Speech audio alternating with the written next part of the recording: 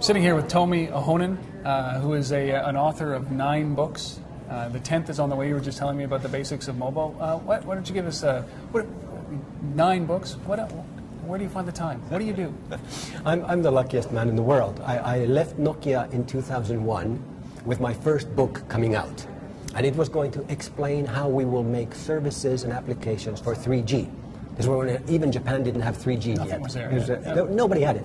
And I was here early in Canada telling the Canadian industry, someday 3G will come. And we probably looked at you and said, well, why? Exactly. Cell phone, it's crazy, and nobody's going to do SMS. And so all these crazy thoughts that Tommy had. The book became a bestseller. So my publisher came back and said, Tommy, would you like to write another one? And then another one. And meanwhile, people learned that Tommy writes books about cool apps and services about mobile. Yep. So when they invented something cool, they said, Tommy, would you like this? You know, do you like it? Would you want to put it in the next book?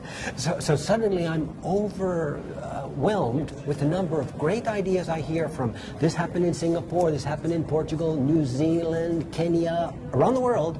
Cool stuff coming to me. Now I've written 9 books. I have thousands more stories I'll never have time to write. So all 9 books are focused on the mobile industry? Yes, yes. With a little bit of a different area. I'm looking at digital convergence in one, mobile social networking in another, mobile advertising in one, mobile money in another, and so forth. But it's all that central theme of mobile, and you know, you can't encapsulate it in one book. Maybe right. I haven't seen Mobile for Dummies yet. But, there is a mobile. Oh, there is. There's a Mobile Internet for Dummies, an excellent book, not mine. Excellent book, really good for some of your readers. I mean, followers might want to pick up. And not that they're dummies. No, but it's an excellent book written by really good people. I know like 3 of the authors. Really, really good. I've recommended it on Amazon, etc. It's a really good book. Of mine, if someone's thinking of reading one, Mobile as Seventh of the Mass Media is my current favorite book. It explains why mobile is different from the internet. Different from copying television onto the tiny screen. No. Yeah. Mobile has 7 unique abilities which we cannot do on any other digital media. We can do more on a mobile phone than we can do on a laptop PC, or we can do on DVD or digital TV. So that's like my hobby. But so when you look at the mobile landscape, you know, it's my belief that there's not a single company in the entire world, or single individual from the entire world, that shouldn't be participating or cannot benefit from the mobile space. Is that something that you believe? I totally agree. I like to come back to this common wisdom that everyone shares, that the internet changed everything. And very widely accepted. It's a myth. It's not true. Yeah.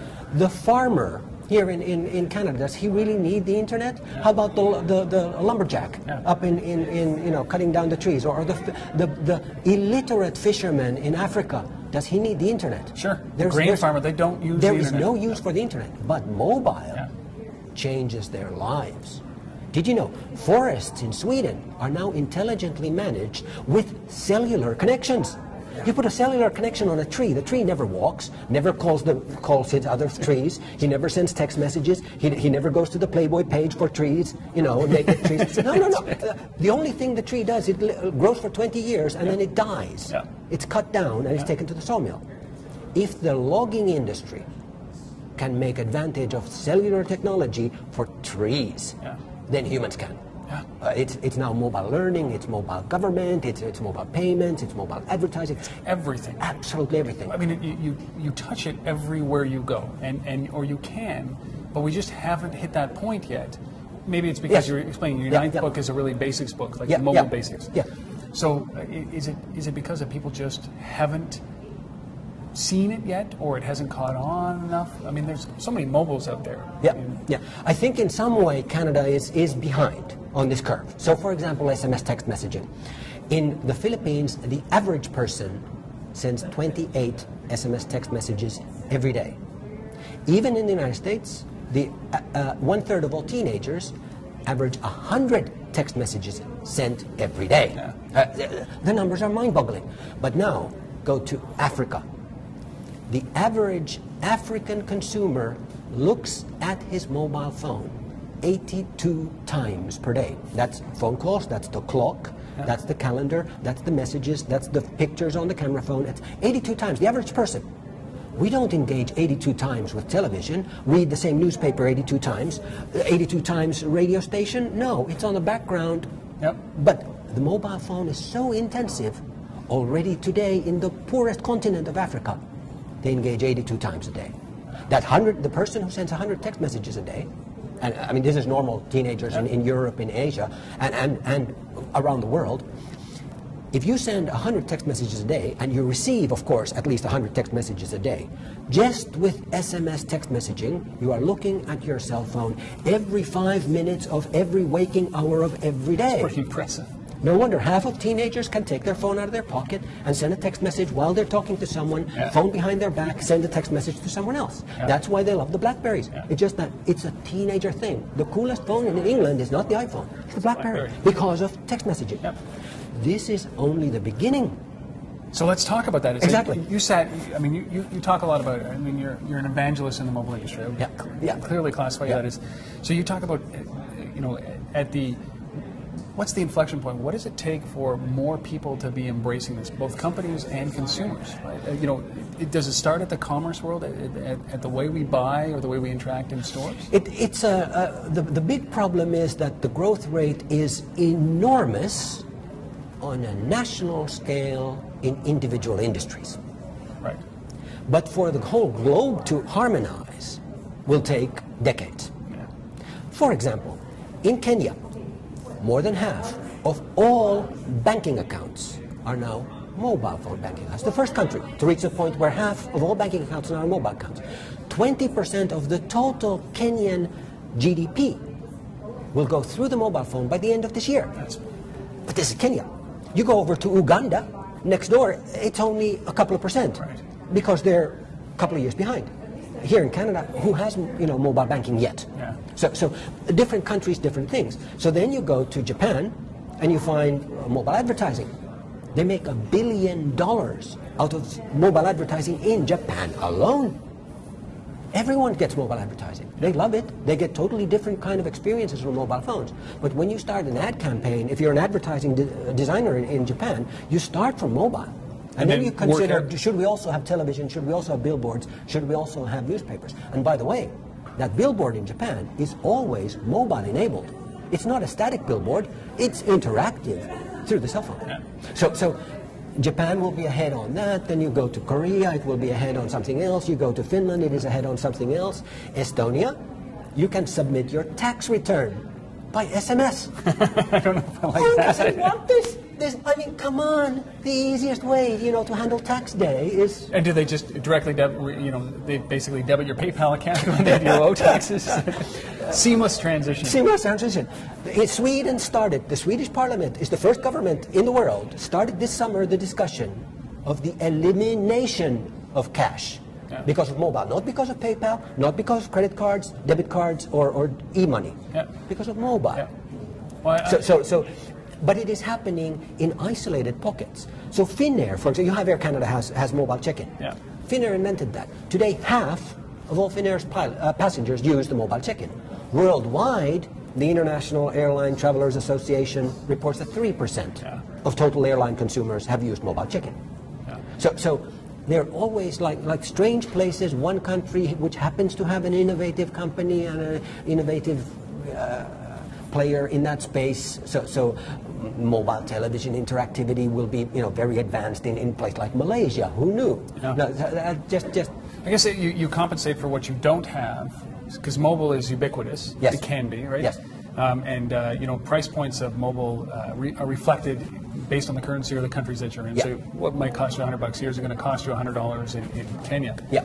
But you use mobile where you have to compensate for something that you don't already have. So wired lines, desktop computers, that expensive thing that a lot of developing nations just circumvented. They just said, we're not going to use it. Right. They leapfrogged the whole technology. So they don't have fixed landline phones. Yeah. All the phones are mobile. Yeah. 10-to-1 ratio mobile to fixed in the emerging world. They don't have the fixed internet.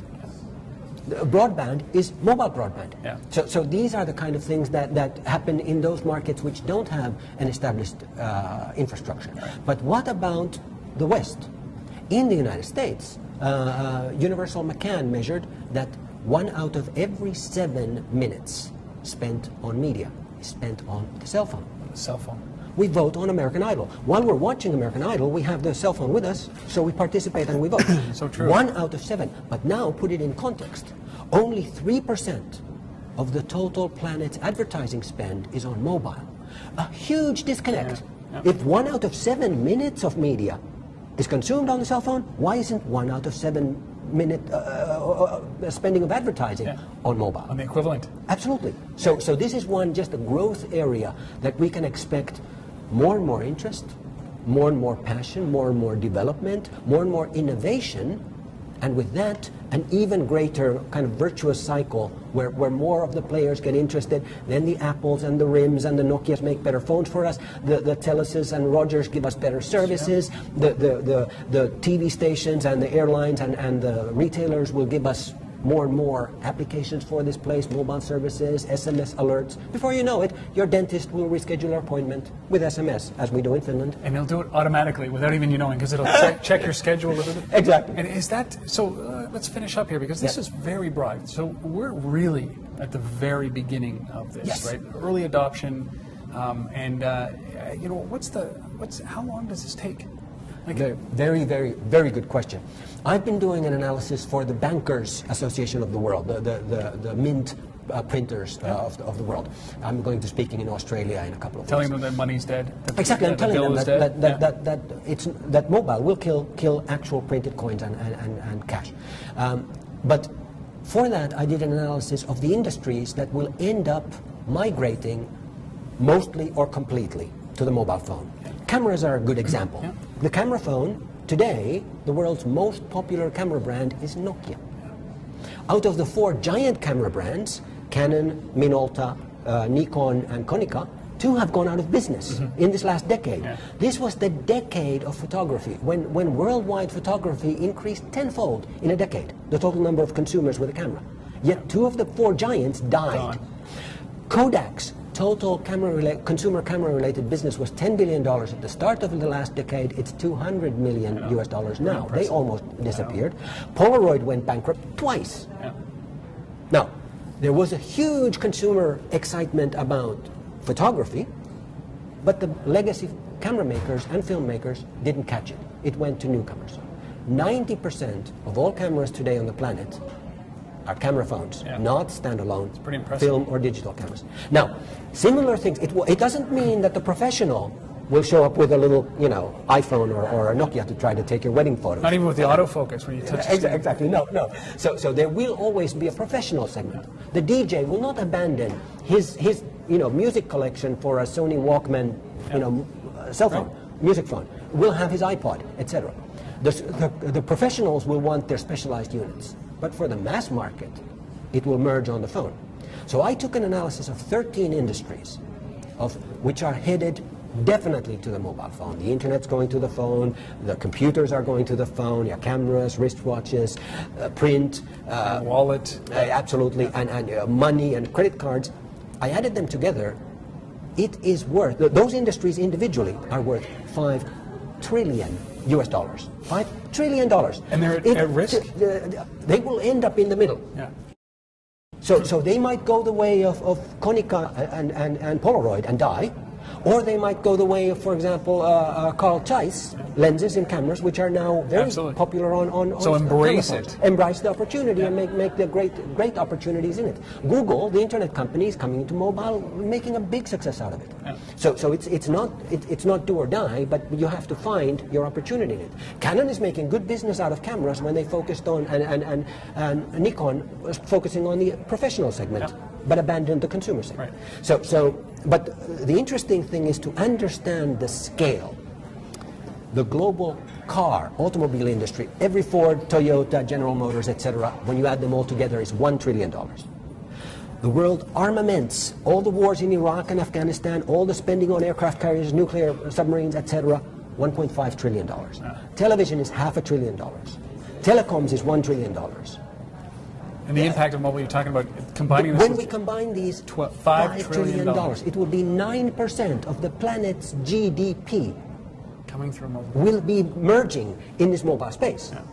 Now, it will be that you know, the banks in Canada will be fighting for the same customer as the advertisers, the Coca-Colas, and the carriers, the Rogers and the Telus and the Blackberries and the Apples, the handset makers, and the print media and the broadcast media.